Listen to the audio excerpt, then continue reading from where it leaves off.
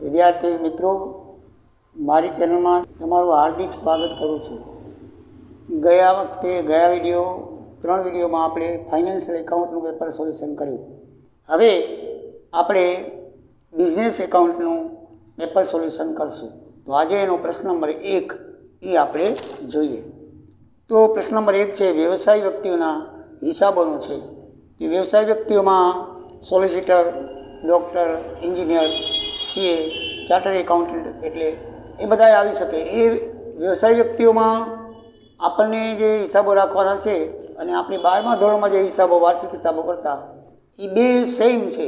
વાર્ષિક હિસાબો 12મા ધોરણમાં જે તમે શીખ્યા એની અંદર વેપારી માલનો વેપાર કરતો હોવાથી વેપાર ખાતું બનાવવું પડતું, જ્યારે આ વ્યવસાય વ્યક્તિઓમાં પોતાની આવક જે ધંધો કરતા હોય એની આવક દર્શાવવાની હોવાથી એમાં માલનું વેચાણ તો કાંઈ હોતું જ નથી।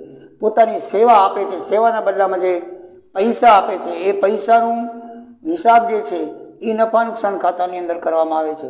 એટલે વેપાર ખાતાને વ્યવસાય વ્યક્તિઓના ખાતાને કાંઈ લાગતી વળગતી નથી। એટલે આ હિસાબો વાર્ષિક હિસાબોની જેમ જ થાય છે, ફક્ત વાર્ષિક હિસાબો જે શીખ્યા આપણે વેપારી ધોરણના એમાં વેપારી ખાતું બનાવવામાં આવતું, જ્યારે વ્યવસાય વ્યક્તિઓમાં બે જ ખાતા બનાવવામાં આવશે, નફા નુકસાન ખાતું અને પાકો સર્યો। જ્યારે ઓમાં વેપાર ખાતું, નફા નુકસાન ખાતું અને પાકું સર્યો બનાવવામાં આવતું, જ્યારે આમાં ફક્ત આપણે બે જ ખાતા બનાવવાના હોય છે। તો બંને ખાતા મેં બોર્ડ ઉપર બનાવેલા છે। આપણે રકમ વાંચતા જઈએ અને એન્ટ્રી કરતા જઈએ અને હવાલા પણ કરતા જઈશું। તો પહેલી એન્ટ્રી છે મૂડી। તો મૂડી અને દેવા બાજુ 7500 રૂપિયા લખી નાખીએ। આ મૂડી એની કેટલી છે? 75। હંમેશા મૂડી ઇનર કોલમમાં લખવી, કારણ કે એની અંદર ઉપાડ હોય, નફો કે ખોટ ઉમેરવાની બાદ કરવાની હોય, બરાબર છે? તો એ આપણે લખવું પડે। આપણે જેમ 12મા ધોરણની અંદર હિસાબ શીખી જાય એવી રીતે ખર્ચાઓ બધા આવશે નફા નુકસાન ખાતાની ઉધાર બાજુ, આવક બધી આવશે નફા નુકસાન ખાતાની જમા બાજુ, અને મૂડી અને દેવા લખવાના મૂડીને દેવા બાજુ, અને મિલકતો છે મિલકતને લેણા બાજુ લખવાની આવશે। આમાં બીજું કાંઈ પણ કરવાનું હતું, વાર્ષિક હિસાબ જેને 12મા ધોરણ બરાબર આવડતા હશે એને આ દાખલો બરાબર આવડી જાય, બરાબર છે? જે ખર્ચ હોય એ બધું નફા નુકસાન ખાતાની ઉધાર બાજુ લખવાનું, અને આવક હોય બધી નફા નુકસાન ખાતાની જમણી બાજુ લખવાની। મૂડી અને દેવા જે લેણા મૂડી અને દેવા એટલે કે મૂડી હોય આપણા દેવા હોય એ બધા ક્યાં લખવાના? મૂડીને દેવા બાજુ। મિલકત અને લેણા એટલે દેવાદારો છે મિલકત છે એ બધી ક્યાં લખવાની? મિલકતને લેણા બાજુ। તો આ રીતે આપણે લખતા જઈએ। નહીં મળેલ ફી અંગેનું અનામત। જો નહીં મળેલ ફી અંગેનું અનામત, નહીં મળેલ ફીનું અનામત તારીખ લખી છે 1/4/2022, 6500 રૂપિયાનું છે। કેટલાનું છે? 6500 રૂપિયા। હવે આની અંદર એક ધ્યાનમાં રાખવાનું છે કે નહીં મળેલ ફીનું અનામત જો તારીખ ન લખેલી હોય તો મૂડી અને દેવા બાજુ આવે, તારીખ ન લખેલી હોય તો મૂડી અને દેવા બાજુ આવે, પણ જો તારીખ લખેલી હોય તો હંમેશા નફા નુકસાન ખાતાની જમા બાજુ લખવાનું। નહીં મળેલ ફીનું એ અનામત છે એ નફા, કારણ કે એ વર્ષમાં એ આપણે એમાંથી પૈસા લઈ લઈશું, આપણી આવક દર્શાવવાની છે। અનામત છે આ વર્ષની જે ફી આવશે એમાંથી આપણે લઈ લઈશું એટલે જમા બાજુ આવે। ઓફિસ ભાડું ખર્ચ છે, ઓફિસ ભાડું ખર્ચ છે માટે 2500 રૂપિયા એ શેમાં આવશે? નફા નુકસાન ખાતાની ઉધાર બાજુ। પછી ઓફિસ પગાર એ પણ ખર્ચ છે, ઓફિસ પગાર એ પણ ખર્ચ કહેવાય, એ કેટલો છે? 8000 રૂપિયા। તો 8000 રૂપિયા એ પણ નફા નુકસાન ખાતાની ઉધાર બાજુ આવશે। ઉપાડ છે, ઉપાડ તમને ખબર છે કે મૂડીમાંથી બાદ થાય, તો ઉપાડ મૂડી અને દેવા બાજુમાંથી મૂડીમાંથી બાદ થશે 3000 રૂપિયા, તો બાકી રહ્યા 4500 રૂપિયા, તો 4500 રૂપિયા બાકી રહેશે। પછી લખેલું છે બાકી કામ અંગે અસીલોએ પાસેથી અગાઉથી મળેલ રકમ, બરાબર છે? અગાઉથી મળેલ રકમ કેટલી છે? 5000 રૂપિયા। તો અગાઉથી મળેલું એટલે આપણે શું કહેવાય? અગાઉથી મળેલી હોય તો આપણે મૂડી અને દેવા બાજુ લખશું, અગાઉથી મળેલી છે, બરાબર છે। તો બાકી કામ અંગે અસીલો પાસેથી અગાઉથી મળેલી રકમ 5000 રૂપિયા।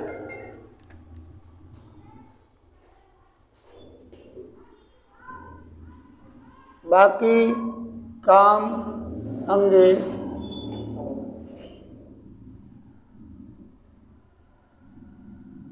અગાઉથી મળેલ રકમ કેટલી છે? 5000 રૂપિયા।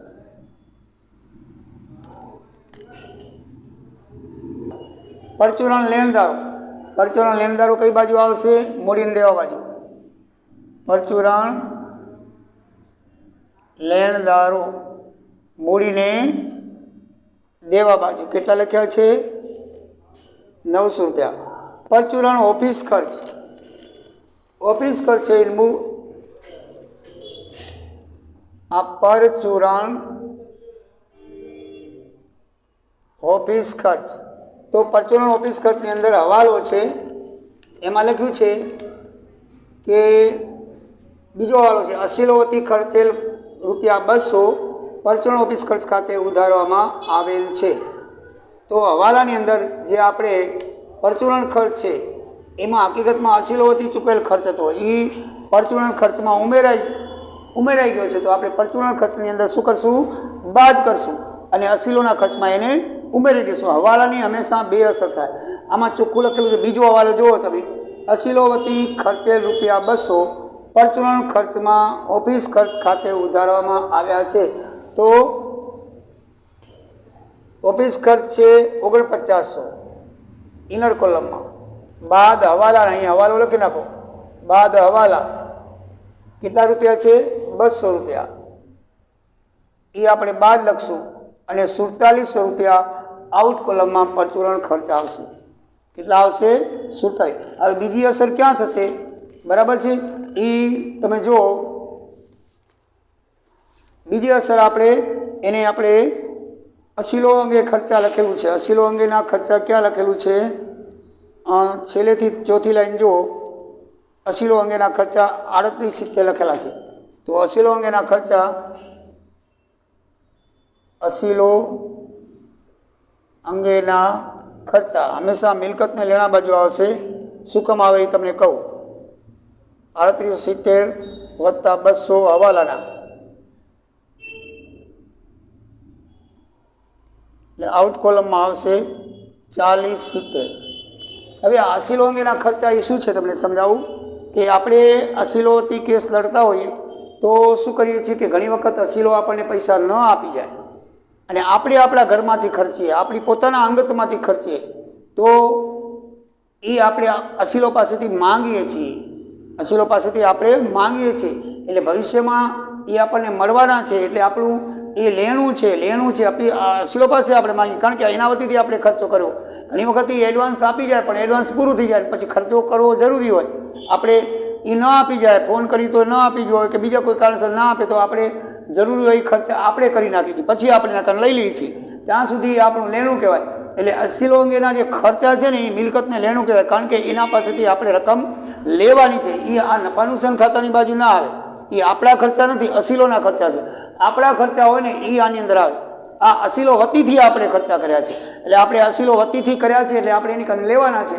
તો એ જે અસીલો અંગેના જે ખર્ચા છે એ ખર્ચા હંમેશા મિલકતને લેણા બાજુ આવશે। એમાં 200 રૂપિયા હવાલાના ઉમેરો એટલે 4070 રૂપિયા આવશે। પડી સમજણ? હવે આગળ જોઈએ તો ફર્નિચર અને લાઇબ્રેરી।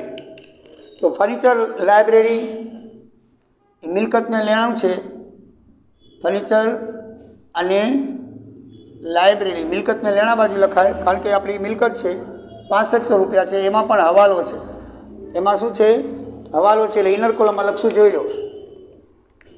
ફર્નિચર અને લાઇબ્રેરી પર 10% લેખે ઘસારો ગણવાનો છે, તો 10% એટલે 650 રૂપિયા થાય આ ઘસારો। 10% કેટલો થયો? 10%, એટલે આઉટ કોલમની અંદર તમારે કેટલા લખશો અને 10% ઘસારો કરીને 5850 લખી નાખશો। 10% એટલે રકમમાં 1 શૂન્ય કાઢી નાખો એટલે 10% થઈ જાય। 6500માંથી 1 શૂન્ય કાઢી નાખો એટલે 10%, 665। એમાં કેલ્ક્યુલેટર કરવાની કાંઈ જરૂર જ નથી। 6500 છે એમાંથી કોઈના પણ રકમના 10% કરવા હોય તો પાછળનો એક આંકડો કાઢી નાખવાનો એ ટકા થઈ જાય। 6500માંથી 1 મીંડું કાઢી નાખીએ તો 650 10% થાય। 2 મીંડા કાઢી નાખો તો 1% થઈ જાય, તો 65 રૂપિયા થઈ જાય। આ ડાયરેક્ટ કેલ્ક્યુલેટરમાં કરવાની જરૂર તમારે નથી। એટલે 6500ના 10% 1 મીંડું કાઢી નાખી 650 રૂપિયા થાય। એ 6500માંથી બાદ કરો એટલે 58 ને 50 આઉટ કોલમની અંદર આવશે। એટલે એ પણ હવાલો હજી અધૂરો છે। ઘસારો પાછો એ આપણું નુકસાન કહેવાય। એટલે ઘસારો 10% લેખે ફર્નિચર, બરાબર, ફર્નિચરનો ઘસારો એ લખવાનું ફર્નિચર, લખશે તો ફર્નિચર ઘસારો 10% લેખે કેટલો આવ્યો? 650 રૂપિયા। એટલે હવાલાની બે અસર આવે, એક આપણે મિલકતને લેણામાંથી બાદ કરી અને બીજી એ ખર્ચ કહેવાય, આપણું નુકસાન કહેવાય। એટલે એ 650 રૂપિયા નફા નુકસાન ખાતાની ઉધાર બાજુ લખશું। ફીના રજૂ કરેલા બિલ અંગે અસીલો પાસે બાકી લેણા, તો ફીના રજૂ કરેલા કેટલા છે? 8200 રૂપિયા ફીના। એટલે ફી આપણને આવી છે તો જો છેલ્લે એક પણ કોલમ છે ફી, પહેલાં એ લખી લઈએ। તો આ જે ફી છે લાસ્ટ જે છે એ આપણને મળી છે 30,770 રૂપિયા। 30,770 રૂપિયા ફી મળી છે। અને બીજા છે 8200 રૂપિયા ફીના રજૂ કરેલા બિલ અંગે અસીલો પાસેથી બાકી લેણા। તો હંમેશા જો ફી આપેલી હોય અને બાકી લેણા હોય ને તો એનો સમાવેશ આ ફીની અંદર થયેલો હોય। જો દાખલાની અંદર ફી આપેલી હોય અને પાછા બાકી લેણા બતાવેલા હોય ને તો એનો અર્થ શું થાય કે ફી આટલી આવી પણ બાકી હતા એ લેવાના રહી ગયા છે, તો એ આપણને અલગ બતાવે। પણ એની અંદર આની અંદર સમાસ આટલી ફી આવી એમાંથી 8200 બાદ કરો એટલે 22,570 રોકડા આવ્યા અને 8200 બાકી લેણાના રહ્યા। આમાં તમારે જો આ બધું લખવું હોય તો ફીની અંદર આપણે 22,570 રોકડા અને 8200 રૂપિયા બાકી રહ્યા। એટલે ટોટલ કેટલા આવશે? ટોટલ 30,770। ધ્યાનમાં રાખજો, આ બરાબર ધ્યાનમાં રાખવાનું જેવું છે કે 30,770 ની અંદર 8200 રૂપિયા એ સમાયેલા હોય છે। રોકડા કેટલા આવ્યા? તો રોકડા અલગ આપણે દર્શાવ્યા નથી, એટલે 22,570 એ રોકડા કહેવાય અને બેનું ટોટલ 1200, તો 30,770 રૂપિયા થશે। એટલે 8200 આમાં આવી ગયા છે એમ માનવાનું, કારણ કે ફી આપી છે એટલે 8200 બાકી છે ને, એટલે રોકડ કેટલા છે? 22,570 આપણને રોકડા મળ્યા હશે અને 8200 બાકી છે એની અંદર સમાયેલા છે, એટલે આઉટ કોલમમાં તો એ જ આવશે 30,770 રૂપિયા। અસીલો અંગેના ખર્ચા આપણે 38 લઈ લીધેલા છે, હવાલો હતો એટલે પહેલાં લઈ લીધા, એ મિલકતને લેણા બાજુ દર્શાવેલા છે। હવે બેંક સિલક છે દર્શાવી દઈએ। મિલકતને લેણા બાજુ બેંક સિલક બે હોય, એક અસીલની પણ હોય અને એક આપણી પણ હોય। આપણામાં ઓફિસ લખાશે અને અસીલમાં અસીલ લખાશે। અસીલનું છે 5,000 રૂપિયા, આઉટ કોલમમાં લખી નાખો, કોઈ હવાલો નથી। અને આપણી છે 8700 રૂપિયા, આઉટ કોલમમાં લખી નાખી, કોઈ હવાલો નથી। આપણને બેંક અસીલ છે ને આપણને અગાઉથી પૈસા આપી જાય ખર્ચા પેટે, તો એને આપણે એના નામનું ખાતું ખોલાવીને બેંકમાં જમા કરાવીએ છીએ। આપણે પોતાના ખિસ્સામાં રાખી શકતા નથી, કારણ કે ઘણા બધા અસીલો હોય તો પછી બધાના જો આપણે ખિસ્સામાં રાખીએ તો હિસાબ બરાબર રહે નહીં। એટલે જેટલા અસીલો હોય એ બધા અસીલોના શું કરે, સોલિસિટર પોતે અલગ અલગ ખાતા ખોલાવે બેંકમાં, અને એક પોતાનું ઓફિસનું ખાતું હોય, એટલે બેંકના ખાતામાં અલગ અલગ બધા હોય એટલે વ્યવહાર બધો અલગ અલગ થાય, એટલે બરાબર નોંધ રહે। એટલે અસીલની પણ બેંક હોય અને આપણી પણ બેંક હોય। તો અસીલનો બેંક છે એના 5,000 જમા છે અને આપણી બેંકમાં 8700 રૂપિયા જમા છે। તો હવે આપણો લગભગ દાખલો બધો પૂરો થઈ ગયો, જોઈ લઈએ હવે આપણે।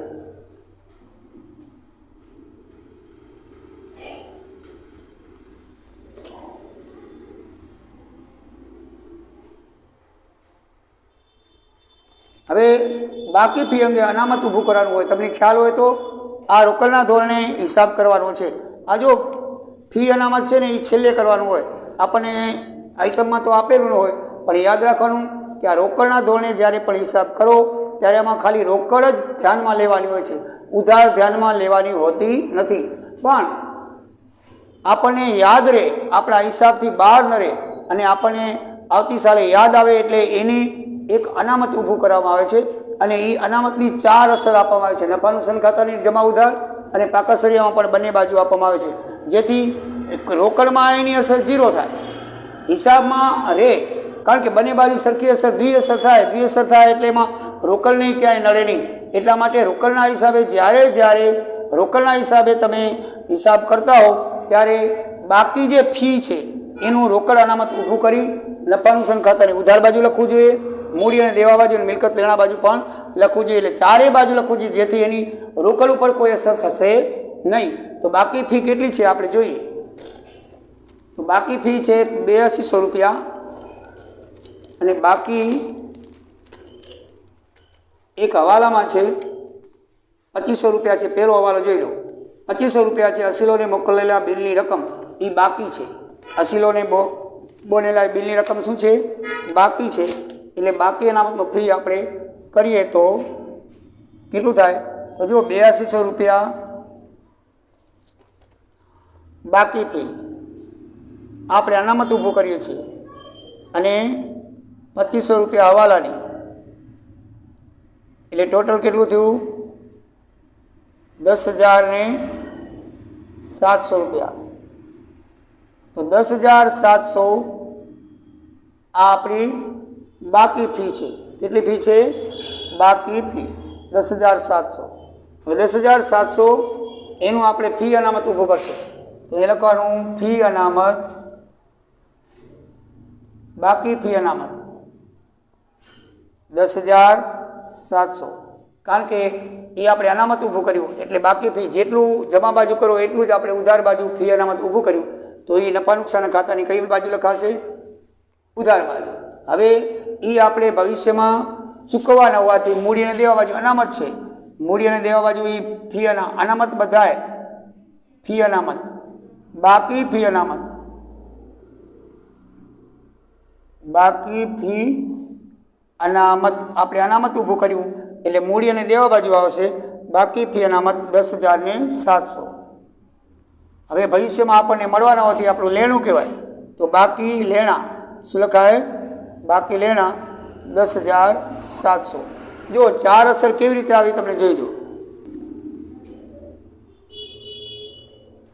આની અંદર તમે 8200 રૂપિયા એકવાર આવી ગયા છે એટલે નહીં લખીએ તો અહીંયા તમે 22,700 આ 8200 રૂપિયા રોકડ છે ને એ બાકી લેણા આપણે હિસાબમાં અનામત ઊભું કરીએ છીએ એટલે બારે રોકડ ખાલી 22,570 લખો. બરાબર છે? આ 22,570 અને 8200 અહીંયા આવી જાય છે એટલે ડબલ વખત ના આવે. આ 8200 જે બાકી છે એ બારે રોકડા 22,570 અને આ જે છે 30,000 તમને જે લખેલા છે એનું ટોટલ થશે. બરાબર છે? 30,770 એ કુલ એમાંથી 22,570. કારણ કે રોકડને ધોરણે હિસાબ કરવાનો હોવાથી આપણે ફક્ત રોકડ જ બતાવશું. આપણને રોકડા 570 મળ્યા. બરાબર છે? આપણે ફક્ત આઉટકોલમાં શું બતાવશું? રોકડ જ 22,570 રોકડા મળ્યા. હવે જે બાકી છે એ ફી અને હવાલાની 8200 રૂપિયા આપણી બાકી ફી છે અને 2500 રૂપિયા આપણી હવાલાની છે એટલે ટોટલ બાકી 10,700 રહેશે. હવે આ રોકડ નથી એટલે એની ચારે દિશાએ ચારે બાજુ એની અસર આપણે આપી, જેથી રોકડના બેલેન્સમાં કોઈ ફરક પડશે નહીં. બરાબર સમજી લેજો. જો જે બાકી ફી છે ને એનું ચારે બાજુ અસર થાય ત્યારે જો રોકડના ધોરણે હિસાબ કરતા હો તો ફક્ત રોકડ જ આમાં લેવાની હોય છે, ઉધાર લેવાની હોતી નથી. પણ રહી ન જાય ને એટલા માટે આપણે એને નોંધ કરવી પડે, જેથી આપણને યાદ આવે આના પછીના વર્ષમાં કે ભાઈ આટલા આપણે લેવાના છે. એટલે એની ચારે બાજુ અસર આપો છો એટલે રોકડમાં કોઈ અસર નહીં થાય પણ હિસાબમાં એ આવી જાય. એટલે જ્યારે રોકડના ધોરણે હોય ને ત્યારે જ આ ચારે બાજુ અસર આપવાની. જો રોકડના ધોરણે ન હોય ને વેપારી ધોરણે હિસાબ કરવાનો હોય તો ફક્ત આ બાજુ નફા નુકસાન ખાતાની જમા બાજુ આવે, ચારે બાજુ આવશે નહીં. એ બાબત તમે ધ્યાન રાખશો. તો હવે આપણો દાખલો પૂરો થાય છે, એને ટોટલ મારી જોઈએ. નફા નુકસાન ખાતાની જમા બાજુનો આપણે સરવાળો કરશું તો 39,770 આવશે. હવે 39,770માંથી આ બધી રકમ બાદ કરશું તો આપણી 13,220 રૂપિયા રકમ તૂટશે. એ નફો કહેવાશે. તો આટલો નફો, આ જે નફો છે એ 13,220 રૂપિયા એ ક્યાં લઈ જશું? મૂડી ખાતે.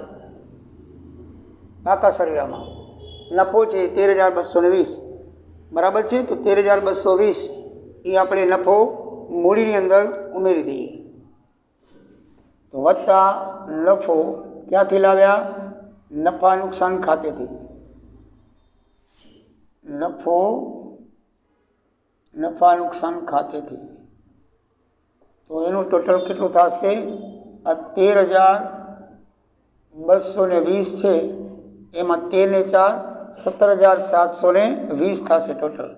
આઉટ કોલમમાં 17,000, 13 ને 4 17 ને 500 ને 220 720 થાય, એટલે 13,720 આઉટ કોલમમાં થશે.